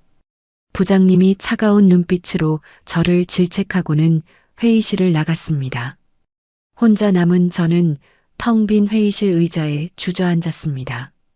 직장 동료들의 싸늘한 시선과 인터넷의 악플들이 날카로운 화살이 되어 제 가슴에 꽂혔습니다. 제가 잘못한 것은 하나도 없는데 왜 제가 이런 수모를 겪어야 하는지 억울함에 눈물이 핑 돌았습니다. 그래도 가족인데 국밥집 폭로는 너무 심했지. 저를 잘 알던 지인들조차 등 뒤에서 저를 비난하며 슬금슬금 피하기 시작했습니다. 세상에 저 혼자 덩그러니 남겨진 것 같은 지독한 고립감이 밀려왔습니다. 시간은 친척들의 동정 여론을 등에 업고 저를 사회적으로 완전히 매장하려 들었습니다.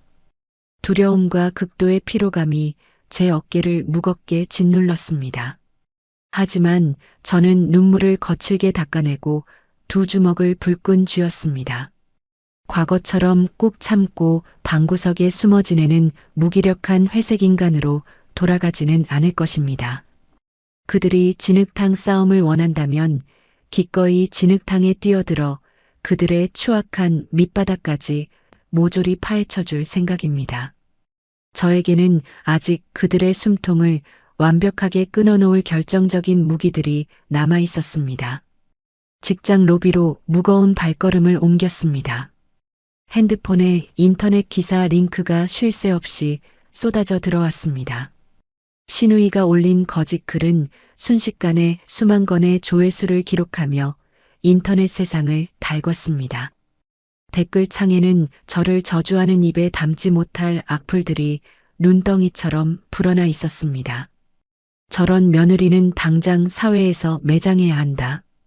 어떻게 늙은 시어머니를 국밥집에서 쓰러지게 만들 수 있냐. 돈에 미친 사이코패스 여자다. 제 신상을 특정하는 댓글들이 교묘하게 달리면서 직장 전화통은 마비될 지경이었습니다. 회사 부장님이 저를 다시 회의실로 호출했습니다. 이봐, 이 사태를 어쩔 거야. 회사 게시판까지 난리가 났어. 부장님이 서류철을 책상에 내동댕이 치며 화를 냈습니다. 부장님 죄송합니다. 저 글은 전부 시누이가 악의적으로 지어낸 거짓말입니다. 제가 고개를 숙인 채로 입술을 꽉 깨물며 억울함을 토로했습니다. 거짓말이든 아니든 당장 이 소란을 잠재우지 않으면 회사 차원에서 조치를 취할 수밖에 없어. 부장님이 제게 차가운 최후 통첩을 날렸습니다. 회의실을 빠져나온 저는 화장실 변기 칸에 들어가 숨을 죽였습니다. 세상 모든 사람이 저에게 돌을 던지는 것 같은 지독한 두려움과 고립감이 밀려왔습니다. 시가 식구들의 치밀하고 악랄한 여론몰이에 제 평판과 직장 생활이 산산조각 나기 직전이었습니다. 가족이라는 이름으로 저를 착취하던 그들이 이제는 피해자 코스프레를 하며 저를 악마로 만들고 있었습니다. 하지만 저는 화장실 거울에 비친 제 창백한 얼굴을 노려보며 두 주먹을 불끈 쥐었습니다. 이렇게 억울하게 무너질 수는 없었습니다.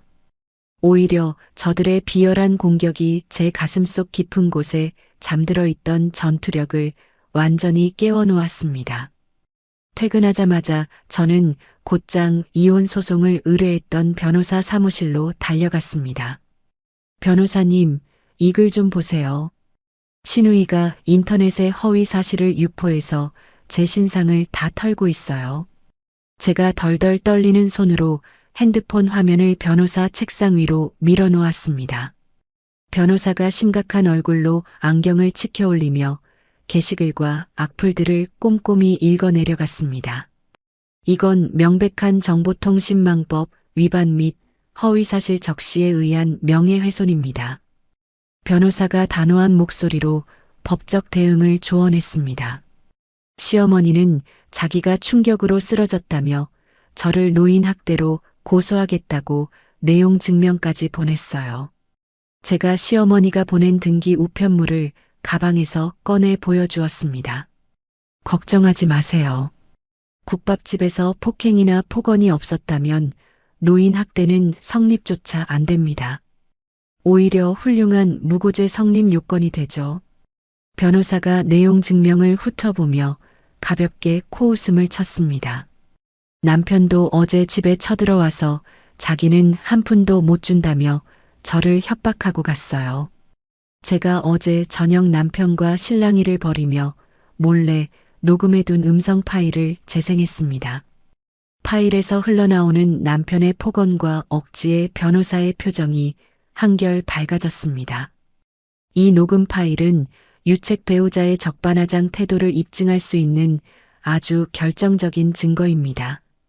재산 분할과 위자료 청구에서 유리한 고지를 점할 수 있어요. 변호사가 녹음 파일을 자신의 컴퓨터로 백업하며 고개를 끄덕였습니다. 변호사님, 저들이 더 이상 헛소리를 짓거리지 못하게 확실하게 밟아버리고 싶어요. 제가 눈에 불을 켜고 변호사를 쳐다보며 단호하게 말했습니다. 그럼 일단 인터넷 여론부터 뒤집어 엎어야죠. 팩트 폭격 준비되셨습니까? 변호사가 씩 웃으며 반격의 신호탄을 쏘아 올렸습니다.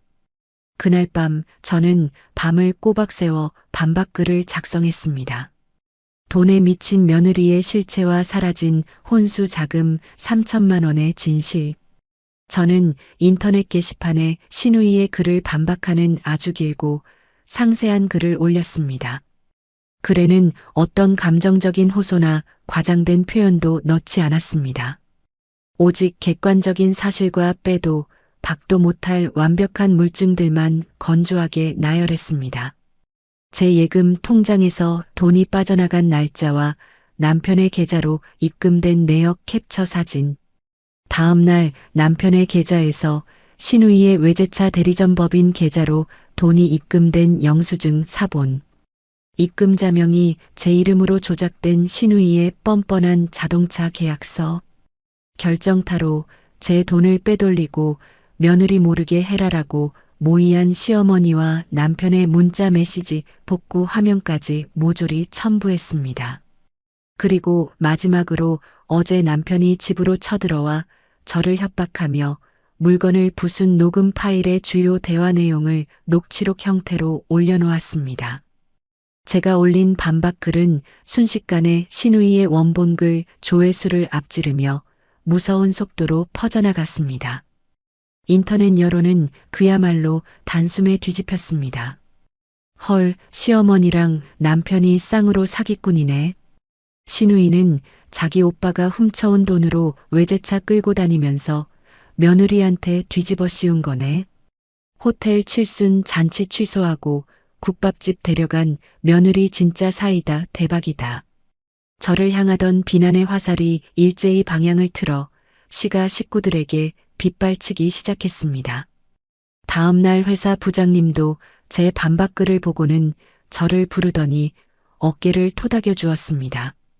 그동안 마음고생이 많았겠어. 회사 일은 걱정 말고 법적으로 확실하게 대응해. 동료들도 제가 지나갈 때마다 언니 진짜 멋있어요. 응원합니다라며 지지를 보내주었습니다. 인터넷 여론이 불리하게 돌아가자 당황한 신우이는 자신이 쓴 허위 글을 빛의 속도로 삭제하고 계정을 폭파했습니다. 하지만 변호사는 이미 신우이의 게시글과 악플들을 모두 체증해 경찰서에 사이버 명예훼손으로 고소장을 접수한 상태였습니다. 며칠 뒤 경찰서 조사관에게서 뜻밖의 전화 한 통이 걸려왔습니다. 피의자 조사 과정에서 수상한 정황이 발견되었습니다. 신우이 명의의 차량이 불법 대부업체에 담보로 잡혀 있네요. 조사관의 말에 저는 귀를 의심했습니다. 대부업체 대출이요? 알고 보니 신우이는 직장도 없이 겉멋만 들어 제 돈으로 덜컥 외제차를 뽑았지만 매달 들어오는 수십만 원의 보험료와 유지비를 도저히 감당할 수 없었습니다. 결국 제 혼수 자금으로 산 그 차를 담보로 악덕 사채업자에게 돈을 빌려 명품을 사고 카드값을 막는데 써버린 것이었습니다. 이제 이자 갚을 돈도 없어서 차도 곧 압류될 처지랍니다. 변호사가 조사 결과를 전해주며 통쾌하게 웃었습니다. 사건의 전말이 모두 밝혀지자 경찰 조사는 일사천리로 진행되었습니다. 제 혼수 자금을 사업 자금이라고 속여 빼돌린 남편의 행위는 명백한 사기 및 횡령으로 인정되었습니다. 이 모든 범행을 사주하고 방조한 시어머니 역시 횡령죄의 공범으로 죗값을 치르게 되었습니다. 노인 학대로 저를 고소하겠다며 떵떵거리던 시어머니는 경찰서 조사실 책상에 놓인 자신의 문자 메시지 증거 앞에서 아무 말도 하지 못하고 고개를 푹 숙였습니다. 시어머니가 애꿎게 억지로 쥐어짜내던 눈물도 경찰의 냉정한 추궁 앞에서는 아무런 소용이 없었습니다. 오히려 저를 허위 사실로 협박한 내용 증명이 무고죄의 강력한 증거로 부메랑이 되어 돌아갔습니다. 모든 방어막이 무너지고 벼랑 끝에 몰린 시가 식구들은 그제야 사태의 심각성을 깨닫고 저에게 매달리기 시작했습니다. 변호사 사무실의 두꺼운 유리문이 거칠게 열렸습니다. 시어머니와 남편 그리고 신우이가 파리한 얼굴로 들어섰습니다. 애미야, 제발 이 늙은이 한 번만 살려다오. 시어머니가 바닥에 털썩 주저앉아 제 바짓가랑이를 부여잡고 통곡하기 시작했습니다. 어머님, 이제 와서 애미라는 호소가 나오십니까?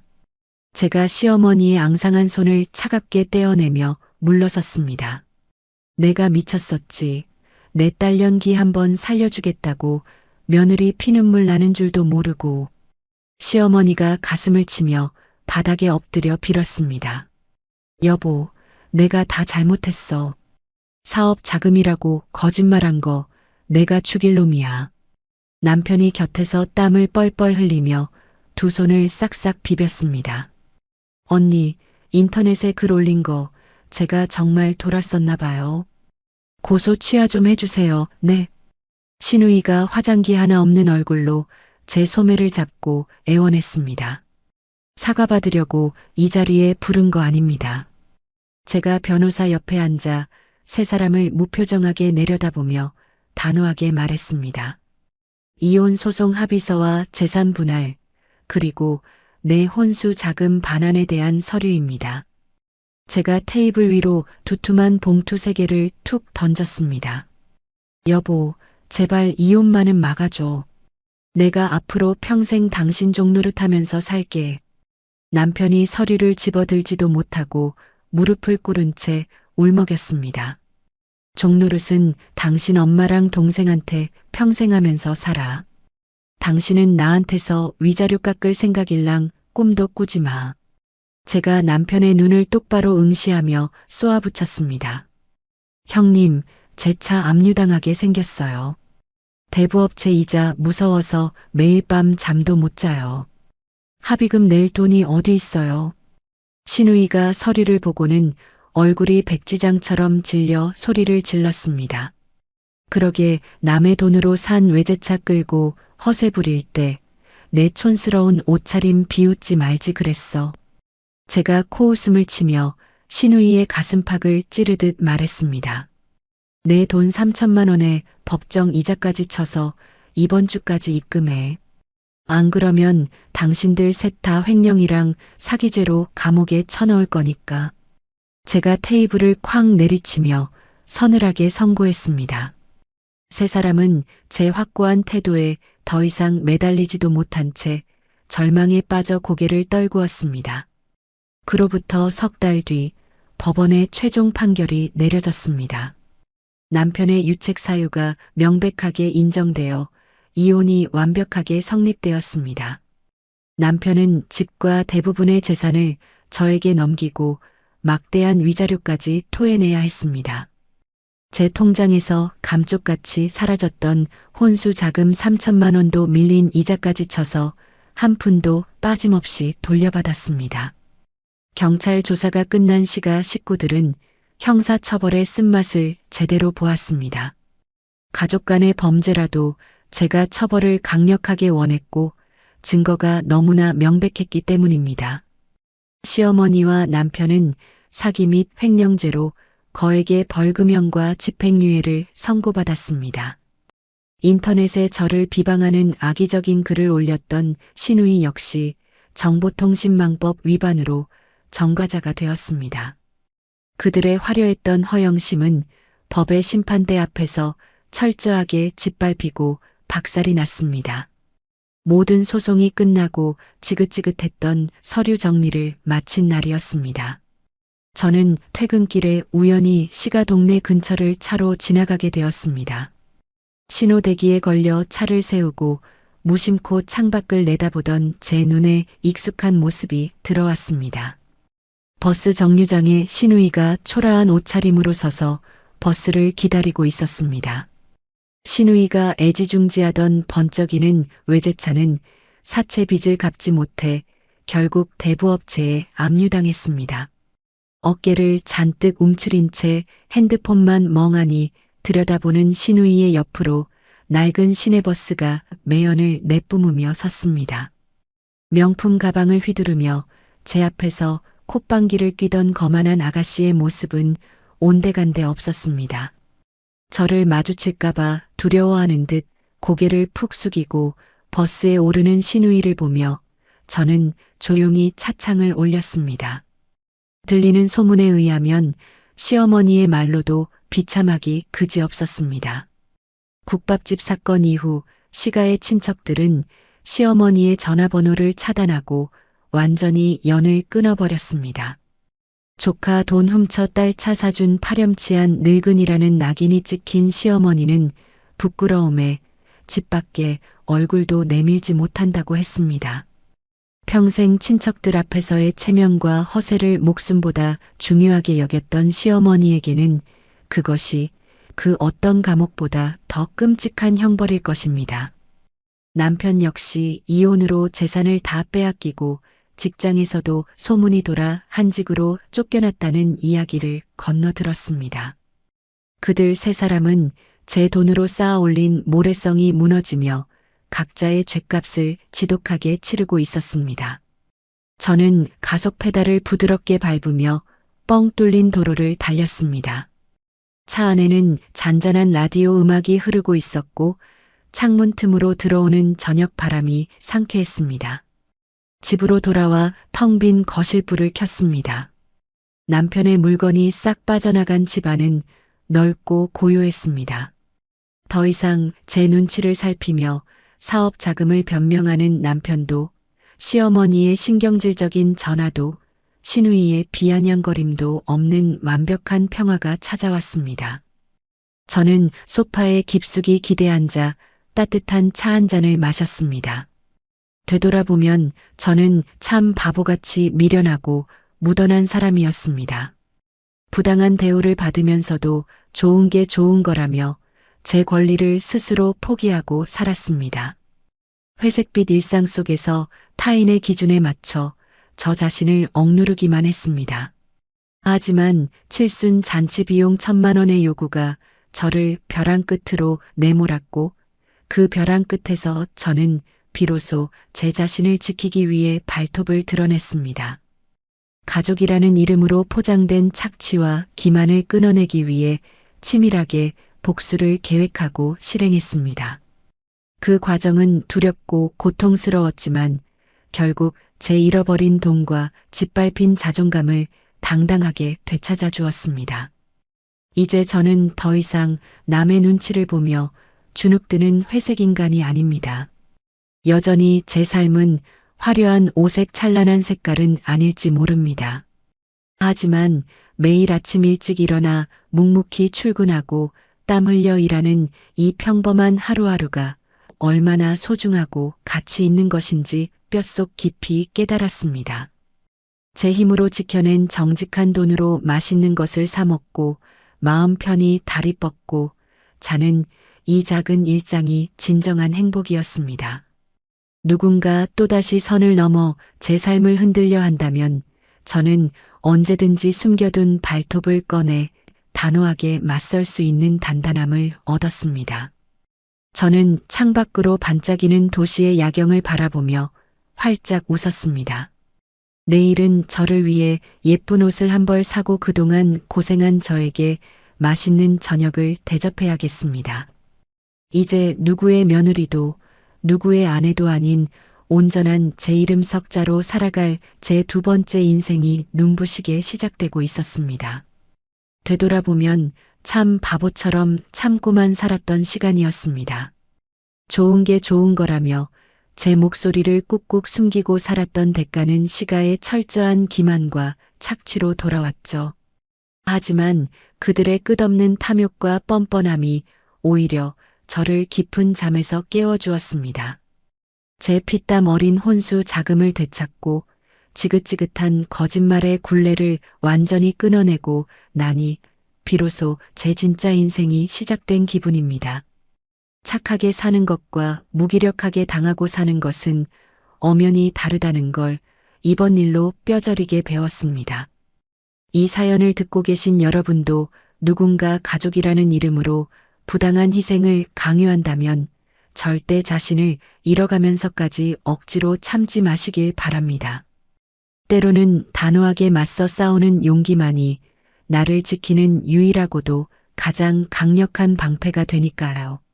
저는 이제 남의 눈치 보지 않고 묵묵하고 정직하게 일궈낸 제 소박한 하루하루를 온전히 사랑하며 살아가려 합니다. 이야기를 끝까지 들어주신 분이 계시다면 잘 들었다고 댓글 하나만 남겨주세요. 감사합니다.